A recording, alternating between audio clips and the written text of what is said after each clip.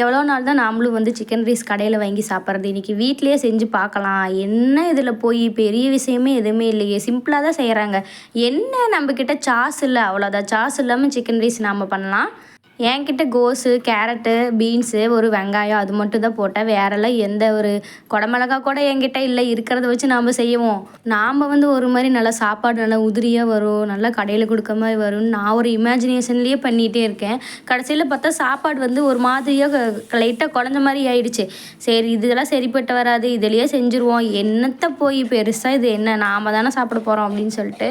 ஆனால் சூப்பராக வந்துருந்தது. என்னென்னா கடையில் கொடுக்குற மாதிரி வந்து சாஸ் ஊற்றி பண்ணியிருந்தேன். இன்னும் கொஞ்சம் வந்து டிஃப்ரெண்ட் தெரியும். வீட்டிலேயே சமைச்சு சாப்பிட்றங்காட்டி இன்னும் டேஸ்ட் நல்லா இருந்தது.